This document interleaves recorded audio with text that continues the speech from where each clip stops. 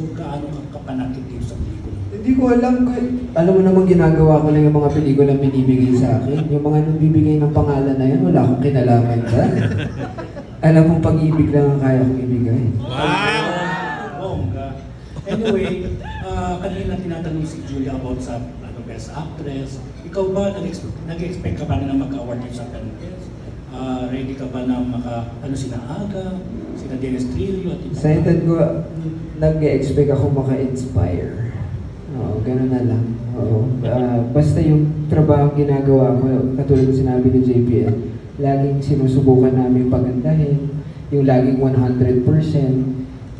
Enough na yun para sa akin. Kung maparangalan, maraming salamat. Kung hindi, sana may mga na-touch kaming puso dun sa kwento na-share namin. Ganun, sa Tsaka we didn't make this specifically for MMFF. Yes. Parang ginawa lang talaga muna namin siya, tapos si Viva na yung nagpasa.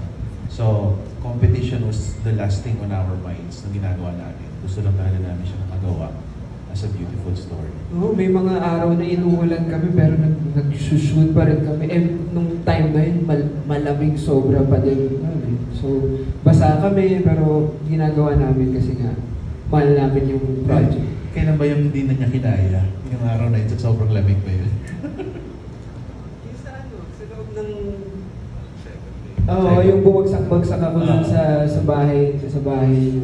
Para kung sa sobrang lamig, nanginginig na talaga ako.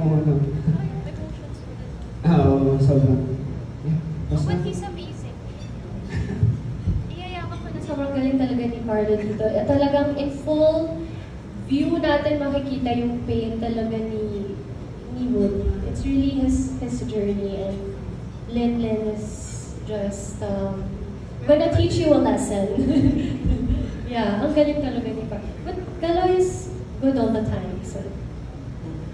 At saka second movie nyo itong dalawa, ano na-discover nyo pa sa isang isa? Julia and Carl. Nagti-3-in-1 coffee pala si Julia. Oo. May favorite siya doon na 3-in-1 coffee na lagi niyang binibili pag morning. Tapos gumagawa siya, tapos bibigay siya sa akin, tapos gagawa siya ng sarili niya. Empty coffee, bili pa ako. Oo, tapos may ice. Gano'n. Eto, sobrang saya. Pwede ba? Maybe I am. I love this version of Kaloy that I was able to work with in Hold Me Close. And not that hindi siya masaya kasama ng Expensive Candy, but this was the best version of Kaloy, and I super enjoyed him this time around. All of us. Kasi same team ni Direk yung gumawa ng Expensive Candy, yung gumawa ng Hold Me Close. So lahat kami were like, oh my God, like, he's talking! Yeah, he was really fun to work with.